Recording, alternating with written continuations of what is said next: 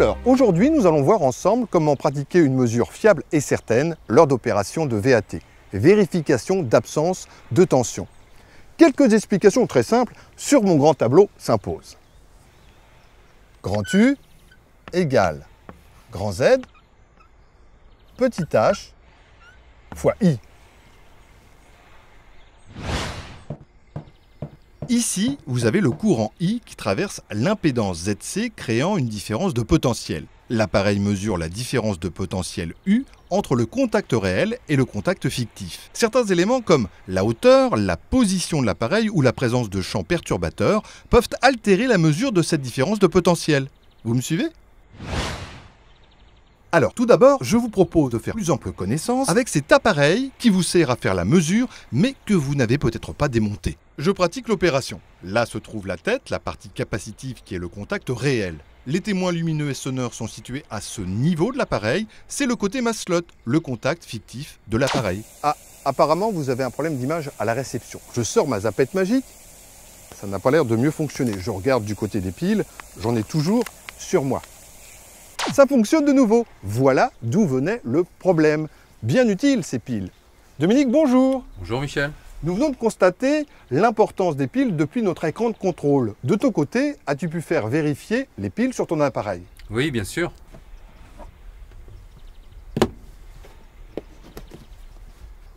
L'appareil est bien rangé dans sa boîte propre et sec. La coque ne doit pas présenter de traces de choc ni de fissures. L'électrode est bien évidemment correctement vissée. Cette vérification de fonctionnement permet de confirmer que la réserve d'énergie des piles est suffisante pour réaliser la mesure dans son intégralité et que les fonctionnalités de l'appareil sont bien actives. Notre opérateur s'apprête donc maintenant, dans la foulée, à effectuer la mesure. Je précise, quand je dis dans la foulée, cela sous-entend dans les 2 minutes 30 qui suivent. Vérifions bien que durant l'opération de mesure, le voyant vert reste allumé.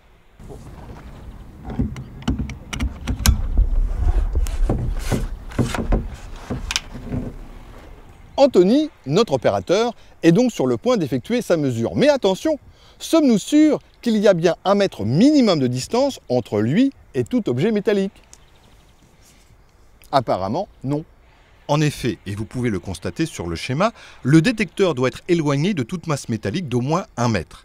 À proximité des masses métalliques, qu'il s'agisse d'armements, de supports, de transformateurs, mais aussi des points de connexion, là il peut bien sûr être question de ponts ou encore, par exemple, d'extrémités de câbles, le champ électrique est déformé, occasionnant une mauvaise lecture de la vérification de l'absence de tension. L'appareil risque de ne pas fonctionner. Voilà, nous sommes désormais bien positionnés puisque nous sommes à plus d'1 mètre de toute masse métallique.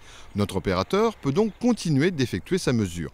Là encore, nous pouvons constater sur notre schéma que le détecteur doit venir se positionner dans la mesure du possible le plus perpendiculairement au sol. Sinon, le détecteur voit une tension plus faible. En effet, ici, la pointe de la touche et la maslot sont sur des lignes équipotentielles trop proches. Conséquence, cela risque de ne pas fonctionner. Hop hop hop, cette mesure n'est pas bonne. Pourquoi?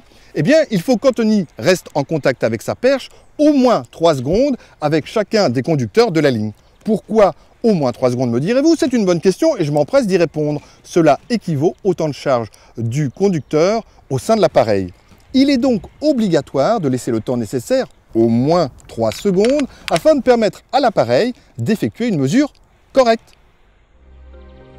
Pendant ces 3 secondes, l'opérateur vérifie bien que le voyant vert est allumé et que l'opérateur fait bien la mesure sur les 3 phases.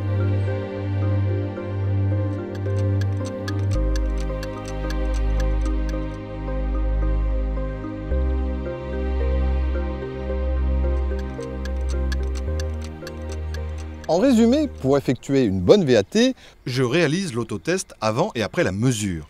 Je m'éloigne de toute masse métallique d'au moins 1 mètre. Je positionne le détecteur le plus perpendiculairement au sol. Je maintiens l'électrode du détecteur au contact de chacune des 3 phases pendant au moins 3 secondes. Et je vérifie que le voyant vert est bien allumé pendant les 3 secondes de la mesure. Mais ce n'est pas tout, car il existe également des cas particuliers que je vous invite à découvrir ensemble. Suivez-moi. Alors nous sommes ici avec Dominique, certes toujours dans un contexte de mesure, mais cette fois-ci avec une perche de type Nevers. nous allons pouvoir pratiquer notre mesure. Mais attention, je me dois encore d'intervenir car je ne suis pas sûr que l'angle formé entre le détecteur et la perche soit bien supérieur à 45 degrés. Vérifions. Là encore, à travers cette démonstration visuelle, nous allons pouvoir comparer la mauvaise et la bonne manipulation. Ce principe, c'est vrai, devrait être garanti par construction, mais il arrive que les ergots sur les perches soient souvent usés ou mal adaptés à certains modèles de détecteurs.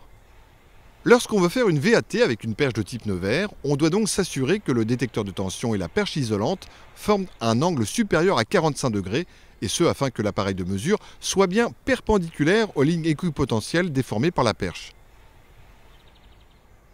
Autre cas particulier, celui des connecteurs séparables dans un poste HTA-BT. Le débrochage de ces connecteurs nécessite une VAT, qu'il y ait ou qu'il n'y ait pas d'interrupteur en amont. Bien évidemment, avant d'effectuer la VAT, l'opérateur aura au préalable positionné son tapis isolant et pratiqué un autotest confirmé par la sonnerie. Ensuite, il n'effectue pas encore sa VAT puisqu'il lui faut enlever les capuchons des bornes capacitives au détecteur de tension monté sur la perche isolante à l'aide du col de cygne. On vérifie bien qu'il y a une absence de tension, donc l'appareil ne donne aucune information, ni sonore, ni lumineuse. Il est temps de réeffectuer un nouvel autotest avant de remettre les capuchons. On remet maintenant les capuchons du détecteur puisqu'on est assuré qu'il n'y a pas de tension. Pour ce faire, on aura réeffectué notre manœuvre sur les 3 phases avec pour chacune d'entre elles une durée d'au moins 3 secondes minimum. Finalement, ces bonnes pratiques incontournables contribuent, comme vous venez de le constater, à une mesure certaine d'absence de tension. Elles garantissent la sécurité de chacun. Et il ne vous aura pas échappé que VAT peut également se décliner comme la vie avant tout.